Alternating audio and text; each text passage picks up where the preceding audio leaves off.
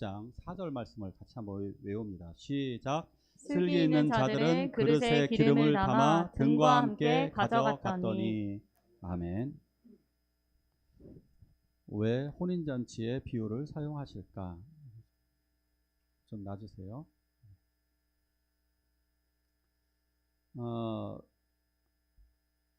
오래전에, 아주 오래도 아니죠, 황성희 집사님 결혼식 때 그때 예배로 드렸죠. 예배로 드렸는데 그때 예배 시간, 결혼식을 다 끝내고 나서 이렇게 시간을 보니까 대략 25분 정도 지났습니다.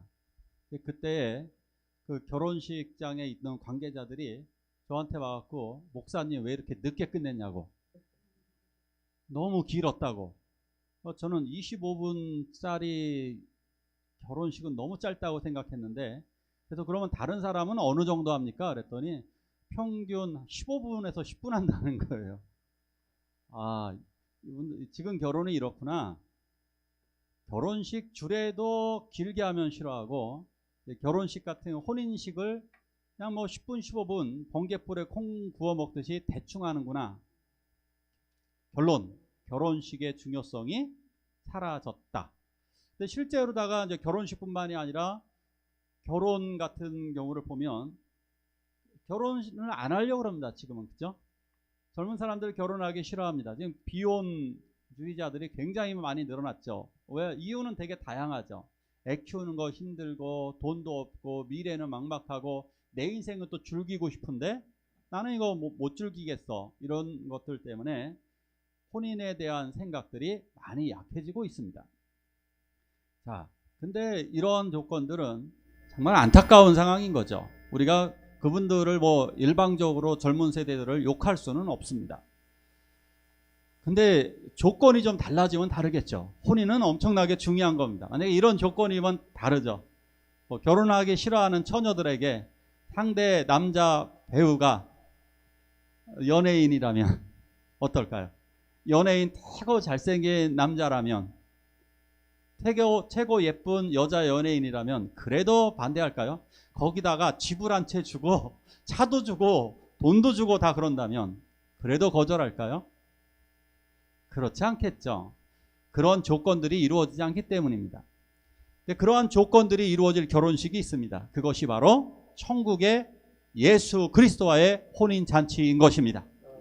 예수 그리스도께서 우리들의 신랑이 되어주셔서 결혼을 하는 그날, 하늘에서 혼인잔치가 열리는 그날에 우리 모두 기쁜 마음으로 그곳에서 예배하게 될 것입니다. 그곳에서 결혼식을 진행하게 될 것입니다. 그래서 성경에는 혼인잔치의 비유가 세 가지가 나옵니다. 세 개. 신약 성경에 세 가지 혼인잔치 비유가 나오죠. 첫째 혼인잔치, 요한복음에는 가나의 혼인잔치가 나와요. 가나에서 예수님이 물로 포도주를 만들면서 그 혼인잔치를 아름답게 만들어 놓으십니다.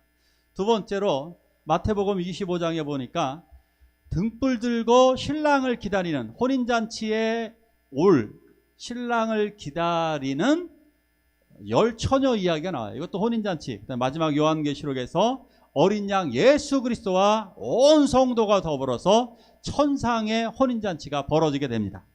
그 혼인잔치에 관해서 한번 같이 말씀을 나누고자 합니다. 자, 이제 갈릴리 가나에서 혼인잔치가 벌어졌습니다. 혼인잔치. 왜 혼인잔치라고 성경에서 표현을 했을까요?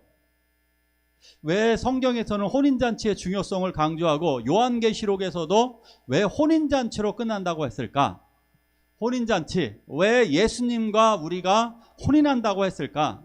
그것은 바로 하나님과 우리가 하나됨을 극적인 효과로, 가장 아름다움으로, 가장 놀라운 축복을 우리들에게 주시려는 것인 줄 믿으시기 바랍니다. 우리를 그렇게 영화롭게 만들어 주신다는 겁니다. 우리 연약하고 병들고 죄 많고 이런 흠 많은 나를 영원한 하나님의 육체처럼, 그러니까 예수 그리스도의 육체를 얘기하는 거예요. 부활의 육체. 그렇게 신성시하게 만들어 주시고 우리들의 능력을 더 크게 주시며 우리들을 그렇게 영화롭게 만들어 주신다라고 하는 약속인 것입니다. 자, 이거 너무너무 좋죠. 자, 그래서 이제 첫 번째 사건으로 가나에서 가나, 갈릴리입니다. 갈릴리 가나에서 혼인잔치 예식이 벌어지게 됩니다. 자, 그런데 혼인잔치를 벌어지는데 이 갈릴리 가나에서 결혼식이 깊어갈 무렵에 갑자기 손님들이 많이 왔는지 포도주가 떨어졌습니다. 이거 아주 난처한 상황이 되고 말았습니다. 포도주 떨어진 게 뭐 그렇게 난처하냐 라고 이야기할지 모르지만, 여러분, 결혼식장에 갔는데 음식이 딱 동이 났다. 그럼 어떤 그 결혼식을 진행하는 여러분들 입장에서 어떠실까요? 손님들이 왔는데 밥도 못 먹고 그러면 투덜거리는 소리가 나죠. 뭐야 이거? 딱 이러죠. 뭐야 이거 결혼식에서 이게 왜 먹을 게 없어? 부조했는데 해서 일부 짓궂은 손님들은 이렇게 말할 겁니다. 부조금 돌려줘. 돈 되돌려줘. 나 그거 가지고 밥 먹을게. 밥 사 먹고 올게. 이렇게 이야기할지 굉장히 화가 나는 거죠. 예식장에서 밥이 떨어졌다. 잔치집에서 밥 떨어진 거는 진짜 수치입니다. 그건 주인이 정말 몸둘 바를 모르는 상황입니다. 그 당시에 포도주가 어느 정도 중요하냐? 이 당시에 포도주가 그 당시에는 음료수가 없습니다. 당시에는 음료수가 없었기 때문에 음료수가 없었던 상황에서 유일한 음료수라고는 포도주밖에 없는 거예요. 더군다나 그 나라는 물이 좋지 않습니다. 그래서 잔치집에서는 당연히 다 포도주로 마시는 거예요. 포도주가 아니면 다른 음식들을 뻑뻑해서 먹지를 못하는 거예요. 그러니까 포도주가 가장 중요한데 포도주가 떨어졌습니다. 큰일 났습니다. 이 많은 잔치집의 포도주를 즉석에서 어떻게 구한단 말입니까? 그러자 예수님은 하인들에게 이렇게 명령을 내립니다. 자, 여기 그림에서 보여지는 항아리 6개가 있는데 돌 항아리 6개에다가 물을 갖다 부으라고 합니다. 거기에 저 항아리에 그것도 입구까지 가득 채우라고 이야기합니다. 그래서 하인들은 여기에 물을 떠다가 이 입구까지 물을 잔뜩 부어놨습니다. 그리고 나서 예수님이 이럴 줄 알았어요. 수리 마술이 물로 변할지어다 뿅 이럴 줄 알았는데 우리 예수님은 아주 긴 말 하지도 않습니다. 하인들에게 바로 얘기합니다. 떠다가 이 예식을 담당하고 있는 연회장에게 갖다 주어라. 그리고 손님들에게도 나누어 주어라. 황당했을 거예요. 하인들이 제일 황당했을 겁니다. 왜냐하면 이 물은 허드렛 물이었기 때문입니다. 이 물은 식수가 아닙니다. 이 항아리는 식수가 아니라 손님들이 씻는, 지금으로 치면 수돗물만도 못한 겁니다. 그러니까 수돗물보다 약간 아래 등급 정도의 그 물을 손님들에게 떠다 주라고 했으니 하인들은 굉장히 당황스러웠을 것이고 굉장히 난처했을 겁니다. 하지만 이것을 떠다 주는 순간 연회장이 이것을 맛보더니 어디서 이런 기가 막힌 포도주를, 그러면서 신랑과 신부 측의 사람들을 불러놓고 얘기합니다. 거기 혼주, 거기에 들을 놓고 혼주들을 놓고 이야기를 합니다. 야, 당신네들 어디서 이렇게 기가 막힌, 신랑 측 사람이겠죠. 신랑 측 사람 그 혼주에게 이렇게 얘기하죠. 어떻게 이렇게 기가 막힌 포도주를 숨겨두었냐고 이렇게 감동스럽게 이야기를 했습니다. 자, 그런데 여기서 이상한 사실이 2가지가 있는 겁니다. 문제가 이겁니다. 이 6항아리에 물을 채워 넣었으면 포도주 양이 너무나 많습니다. 이걸 오늘날로 환산해 보면 680리터 정도 됩니다. 680리터가 어느 정도냐? 포도주병 있잖아요. 우리 그 마트에서 파는 포도주병 800병이 넘습니다. 여러분, 이게 문제는 뭐냐면 결혼식이 중반 이후로 가고 있어요. 이제 끝나가는 쪽이에요. 결혼식이 끝나가는데, 시작도 아니라 결혼식이 끝나가는데 포도주 800병을 준비했다. 여러분, 이런 사람 있으세요? 결혼식 끝나면 그 800병 어떻게 하시려고요? 한 200병 먹고 남으면 나머지 600병은 어떻게 하실 거예요? 손님들한테 다 나눠주시려고요? 그거 쉽지 않습니다. 왜 이랬을까요? 너무나 많이 만드셨어요. 왜 너무 많이 만드셨을까요? 이것이 바로 하나님의 나라의 풍성함을 이야기하는 겁니다. 어쩌면 이 포도주 너무 양이 많아서 정말 다 나눠줬을 겁니다. 너무 양이 많아갖고 이후까지 풍성하게 하나님의 나라의 잔치는 이렇게 풍성하다는 것을 보여주는 것입니다. 이것이 바로 가나 혼인잔치의 놀라운 비밀입니다. 두 번째 비밀은 이 물이 어떤 물이라고 그랬습니까? 허드렛 물입니다. 이 손발을 씻는 물입니다. 손발을 씻는 물이 가장 맛진 최고급 포도주로 변했다는 사실입니다. 그러니까 물은 사람을 의미할 수도 있어요. 우리들 내면색, 우리들 인간들, 우리들은 더럽고 추하지만 그러나 예수님의 말씀으로 말미암아 우리들은 거룩한 포도주처럼 거룩하게 바뀌게 될 것입니다. 예수 그리스도의 피에 의해서 우리 바뀌어지게 된다. 우리들의 몸을 구성하는 이 더러운 피가 예수 그리스도의 피로 말미암아 완전한 변화가 이루어질 것을 이 가나 혼인잔치의 기적을 통해 보여주신 것입니다. 이 놀라운 기적이 이곳에 있었습니다. 이 말씀 같이 볼까요? 시작. 그때 천국은 마치 등을 들고 신랑을 맞으러 나간 열 처녀와 같다 하리니. 이제 이스라엘 갈릴리 지방의 혼인잔치에 대해서 좀 이야기를 해볼게요. 이 나라는 혼인잔치를 어떻게 하느냐? 맨 먼저 약혼을 먼저 합니다. 약혼을 먼저 해서 어떻게 하느냐면 신랑이 가서 신랑이 서약이 담긴 이 약혼 증서를 가지고 신부에게 줍니다. 내가 당신을 이제부터 이렇게 보호하고 이렇게 나는 당신을 아내로 받아들이겠습니다 라고 해서 줍니다. 자, 그러면 아내 될 여자는 남편이 이제 포도주를 따라주게 되면 내가 당신과 결혼하겠습니다. 그래서 그 프로포즈죠. 프로포즈 한 것을 포도주로다가 받아들이게 됩니다. 포도주를 나 이제 결혼합니다 이거예요. 포도주를 한 잔 마시면 내가 당신의 프로포즈를 내가 받아들인 게 되는 겁니다. 자, 이제 혼인은 이렇게 됐습니다. 그러면 신랑은 거기서 선언을 하는 겁니다. 신랑도 똑같이 포도주를 한 잔 마시고 나서 이렇게 선언을 합니다. 당신은 모세의 율법에 따라서 나의 아내가 되었습니다. 그래서 나는 이제부터 이 포도주를 당신과 결혼할 때까지, 혼인식 할 때까지 포도주를 먹지 않겠습니다.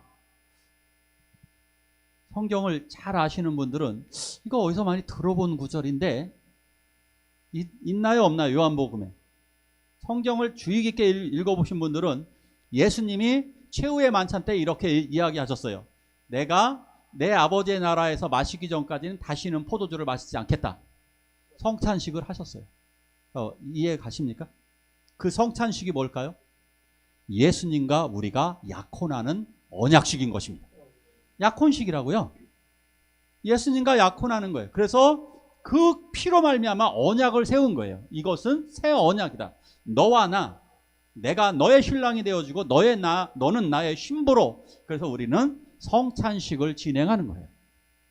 그래서 예수님이 거기서 그렇게 말씀해요. 내가 이 포도주를 더 이상 마시지 않겠다. 내 아버지의 나라에서 너희와 함께 마시기 전까지는 다시 마시지 않겠다라고 예수님이 선언을 하셨는데 그 선언이 바로 신랑됨의 선언이에요. 놀라운 비밀이 여기 들어있는 거예요. 자, 그리고 나서 이제 약혼식이 진행됐습니다.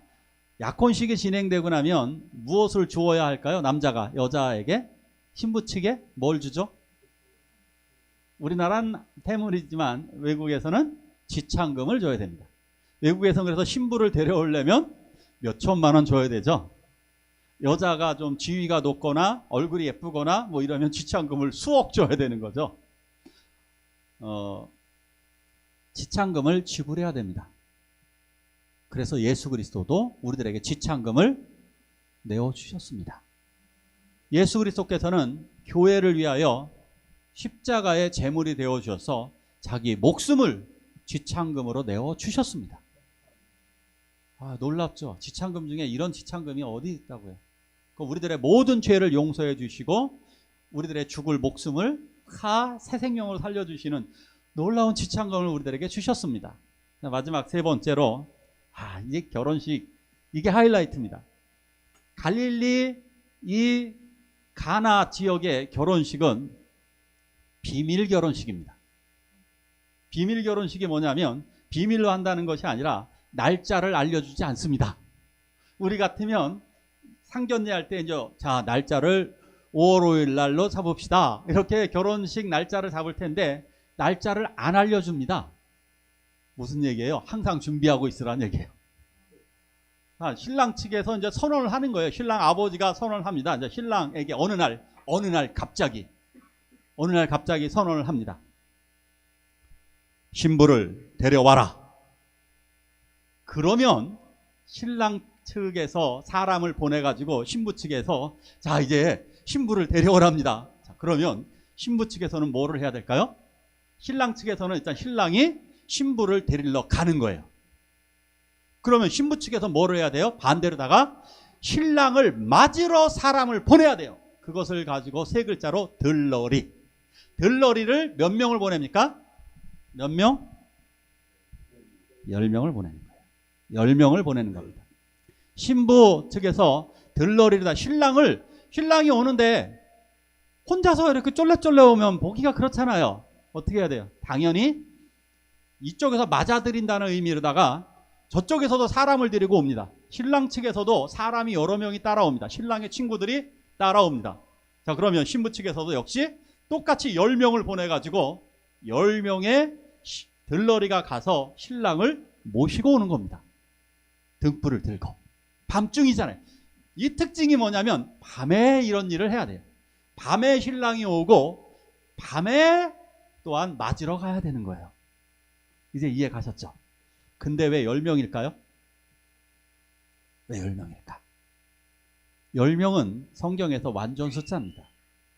10명은 완성의 숫자를 의미하는 겁니다. 그래서 이스라엘 사람들은 회당을 구성할 때도 회당에서 예배를 드릴 때도 10명이 돼야 예배를 드리는 거예요. 10명이 안 되면 10명이 되는 지역으로 가서 예배를 드리는 거예요. 이해 가십니까? 10명이 돼야 되는 거예요. 그래서 완전한 숫자로다가 10명의 들러리가 반드시 가야만 하는 거예요.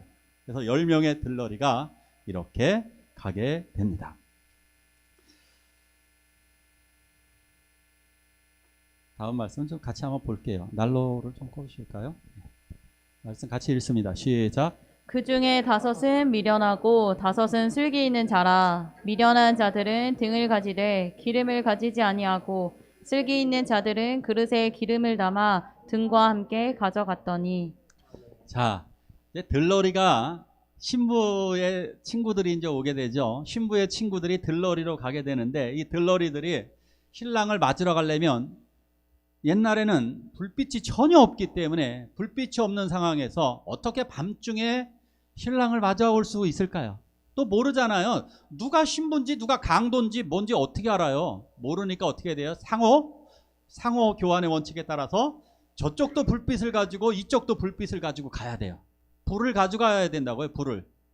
등불을 가져가야 되는 거예요. 밤길을 안전하게 서로가 오기 위해서는 등불을 가지고 가야 됩니다.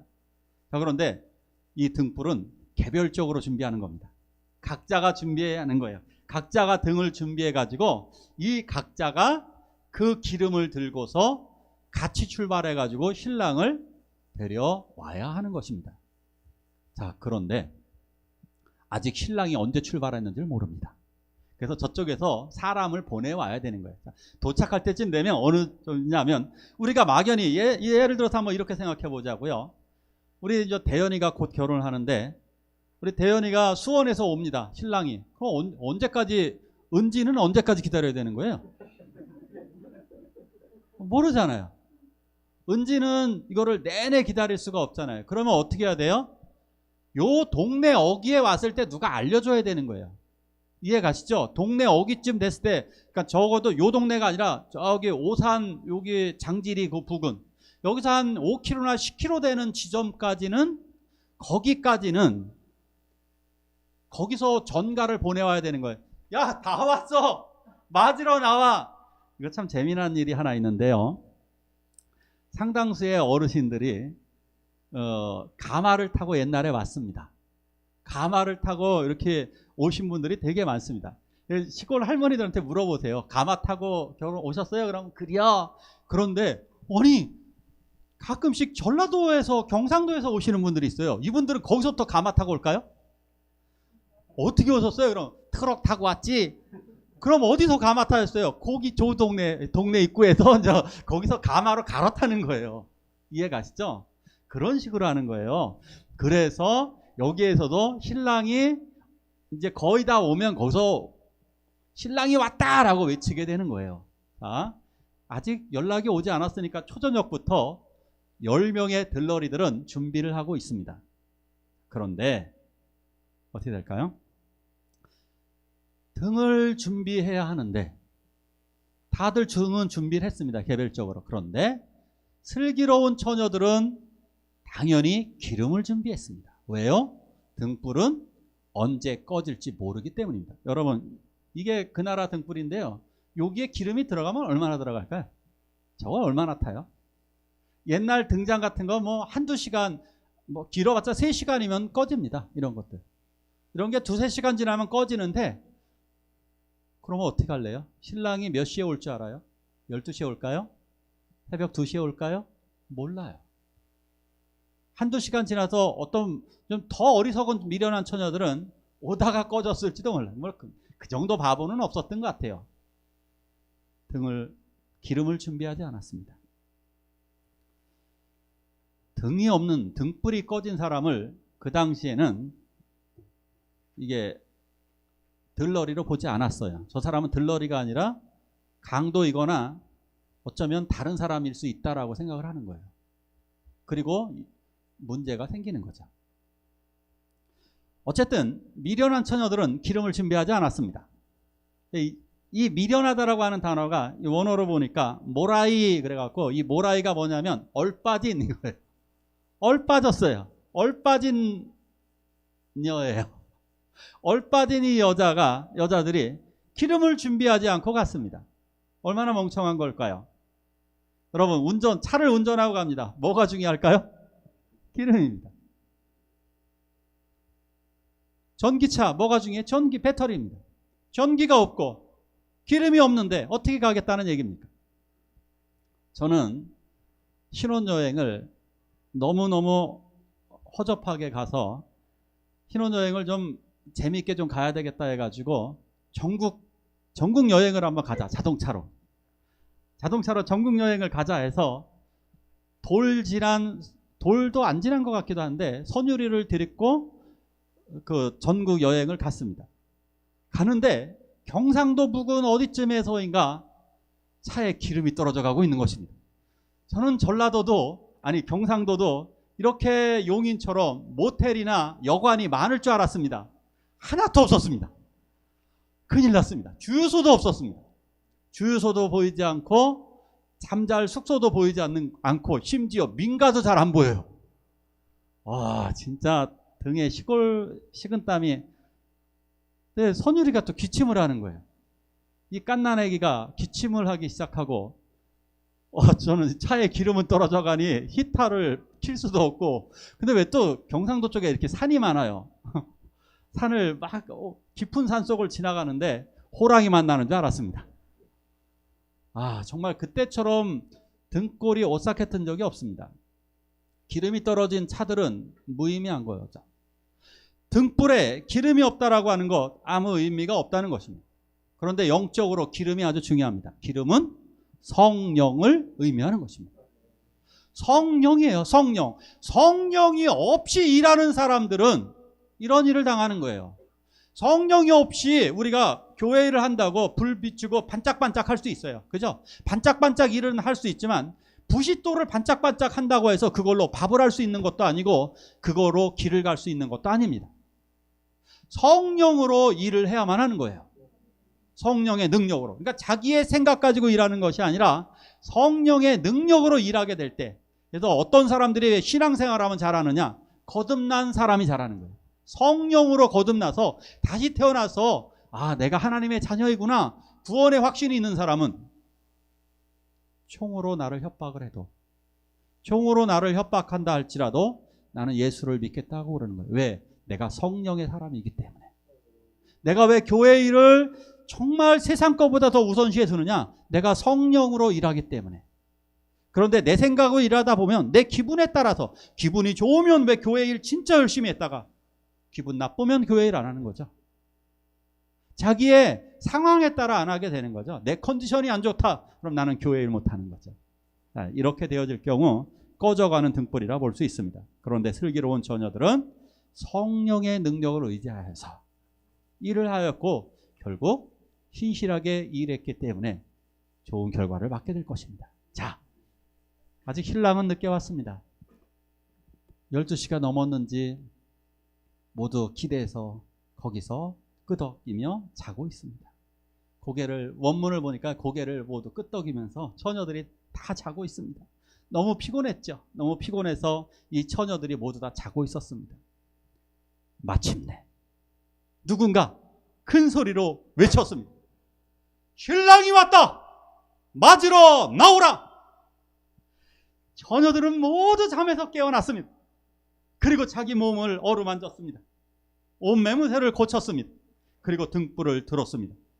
앞불싸 미련한 5명의 처녀의 등불이 꺼져가고 있는 것입니다. 큰일 났습니다. 그래서 슬기로운 처녀들에게 이야기를 합니다. 같이 읽습니다. 시작. 미련한 자들이 슬기 있는 자들에게 이르되 우리 등불이 꺼져가니 너희 기름을 좀 나눠달라 하거늘 슬기 있는 자들이 대답하여 이르되 우리와 너희가 쓰기에 다 부족할까 하노니 차라리 파는 자들에게 가서 너희 쓸 것을 사라. 아멘. 어리석고 미련한 처녀들이 이야기합니다. 야, 기름을 좀 나눠줘. 제발 기름 좀 나눠줘. 그러자 슬기로운 처녀들이 이렇게 이야기를 합니다. 이것을 나눠주게 되면 너희와 우리도 부족해. 어쩌면 슬기로운 처녀들의 기름도 많이 남지는 않았을 것입니다. 아주 적게 남았을 것입니다. 밤새도록 기다렸으니까요. 그래서 나눠 쓰게 되면, 가다가 불 꺼지게 되면 이거는 결혼식을 망치게 되는 겁니다. 그래서 이 처녀들은 어쩔 수 없이 이렇게 이야기하죠. 차라리 기름 파는 자들에게 나눠줘라. 이건 도덕성으로 이야기할 수 있는 것은 아닙니다. 더 중요한 것은 기름을 준비 안 했다가 포인트니까. 결론적으로는 또 이렇게 말씀드릴 수 있습니다. 성령을 꺼줄 수는 없습니다. 여러분, 내가 받은 성령을 꺼줄 수 있습니까? 엄마가 구원받았다고 해서 딸도 구원을 받을 수 있나요? 그게 가능한 겁니까? 아빠가 재판을 받는 자리에 내가 대신 재판받을 수 있나요? 내가 재판받을 것을 아빠가 대신 받을 수 없습니다. 내가 하나님께 상급을 받고 내가 천국에 가야 될 문제고 내가 해결해야 될 문제인데 함께 할 수 없는 것입니다. 그렇기 때문에 이것은 절대로 불가능한 것을 사실상 부탁을 하게 된 것이고 이 거절은 정당한 거절이 되는 것입니다. 자, 그러고 나서 결혼식 신랑을 맞아드렸습니다. 자, 갔더니 정말 신랑이 오고 있었습니다. 그래서 슬기로운 5 처녀들은 이 신랑과 함께 혼인식장에 들어갔습니다. 그리고 문은 닫았습니다. 문을 닫는 이유는 도둑이라 외부의 세력이 그 결혼 예식을, 혼인 예식을 방해하지 못하도록 바깥문을 걸어 잠궜습니다. 이미 바깥문을 생각하시면 됩니다. 여러분, 작은 데가 아닙니다. 성 같은 곳이라고 보시면 되겠습니다. 일반 사람의 결혼식이 아니라 성처럼 거대한 결혼식이라고 생각한다면 이미 성문이 닫히는 것입니다. 더 이상 외부 세력이 침범하지 못하도록. 왕궁에서도 일정한 결혼식 시간이 되어지면 왕궁의 문을 걸어 잠굽니다. 그리고 아무도 침입하지 못하도록 문을 걸어 잠그게 되는 것입니다. 그리고 그 안에서는 혼인잔치가 진행되어지고 어리석은 처녀들이 기름을 사러 간 사이에 와보니까 문은 닫혀져 있었습니다. 아무리 바깥에서 두들겨도 거기서 더 이상 열어주지 않게 되었습니다. 자, 혼인잔치의 비유를 통해 무엇을 보여주시려고 하셨던 것일까? 바로 성령으로 일하라. 성령으로 준비해라. 기름을 준비해서 우리들의 열심을 가지고 재림하신 주님을 진실되게 기다리라는 얘기입니다. 요한계시록을 통해서 이제 하나님의 나라를 기다리지 않는 사람, 그 사람 의미가 없다는 얘기입니다. 기다리는 사람은 어떻게 기다려야 될 것이냐? 성령으로 일하면서 기다려야 한다라고 하는 것을 보여주신 것입니다. 자, 세 가지의 잔치가 있었다라고 그랬죠. 천국에서의 혼인잔치와 가나의 혼인잔치, 그리고 혼인잔치의 비유, 이 슬기로운 5처녀와 어리석은 5처녀의 이 비유, 미련한 5처녀 비유를 우리는 보았습니다. 우리들은 사실상 예수 그리스도와 약혼을 한 사이입니다. 예수 그리스도를 믿음으로 받아들인 순간 우리는 예수 그리스도와 더불어서 주님은 우리들에게 구원의 말씀을 우리들에게 주셨고, 우리들은 그걸 믿음으로 받아들임으로 말미암아 우리들은 예수 그리스도와 약혼, 정혼을 했습니다. 우리 주님의 약혼녀들입니다. 이렇게 약혼을 했는데도 불구하고 우리들은 그렇게 합당한 삶을 살아가지 못할 때가 너무나 많은 것 같습니다. 주님은 우리들을 아주 친근하게 이렇게 이야기하십니다. 성경에서 우리들과의 관계를 어떻게 표현하느냐? 백성, 종, 아들, 친구, 신부, 이렇게 비유를 합니다. 백성이라는 것도요, 굉장히 영광된 것입니다. 백성, 우리가 하나님의 백성이다. 이런 백성이라는 단어 자체가요, 무슨 뜻이죠? 백성이란 단어? 내가 이 나라 백성들, 무슨 뜻이에요? 100가지 성을 가진 사람들입니다. 100가지 성을 가진 사람들이 백성이었습니다. 이게 고려 때 주로 나왔습니다. 고려 때. 백성들. 그런데 그러면 성씨가 없었던 사람들이 태반이었습니다. 그 사람들을 뭐라고 불렀는지 아세요? 일반 우리 평민들. 성은 양반들만 있었습니다. 고려시대 때는 양반들만이 성을 가지고 있었고 일반 평민들은 성이 전혀 없었습니다. 그래서 일반 평민들을 뭐라고 불렀느냐 하면 백정이라고 불렀습니다. 그럼 나머지 종들이라든가 조선시대 백정이라 부르던 사람들은 잡것들입니다. 잡것으로 불려졌습니다. 저 잡것들하고 다른 평민들은 백정이라 불러졌던 거예요.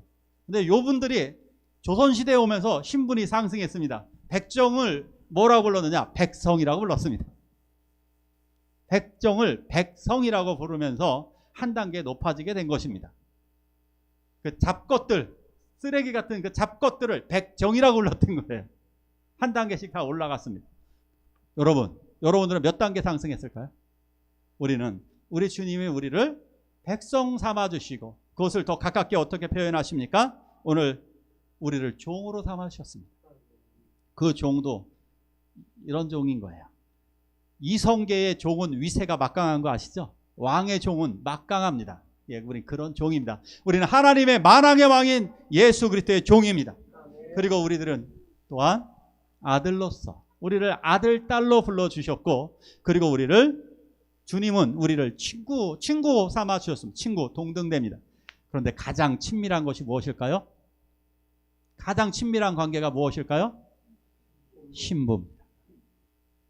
친구랑은 나누지 못하는 영원히 함께 동등되면서 함께 가면서 그리고 아름다운 사랑을 하는 관계, 바로 신랑 신부의 관계인 것입니다. 이 놀라운 것을 성경을 통해 보여주셨습니다. 우리는 이 거룩한 주님의 신부로서 우리는 들러리 정도도 아니에요. 사실은 결혼식장에 가보니까 들러리로 가보았는데 알고 봤더니 내가 신부였어요. 놀라운 이 은혜가 넘치게 되는 것입니다. 그러기에 우리는 우리가 해야 될 일, 우리 신부로서 정말 오시는 신랑을 우리가 그 등불을 밝혀야만 하는 것입니다. 근데 어떻게 밝히느냐? 그 불빛으로 사실은 생명을 구원하러 가는 것입니다. 올 한 해 생명을 구원하러 가시길 원합니다. 그들을 위해 기도하시고 그들의 생명의 길을 반듯하게 인도하여서 하나님의 나라로 이끌기를 축원합니다. 우리 같이 찬양 부르시겠습니다. 이 찬양 부르신 후에 우리 기도하실 때에 우리들 정말 신랑을 기다리며 기름을 준비하게 해달라고, 그리고 성령의 빛으로 세상을 비추게 해달라고 기도하시길 원합니다.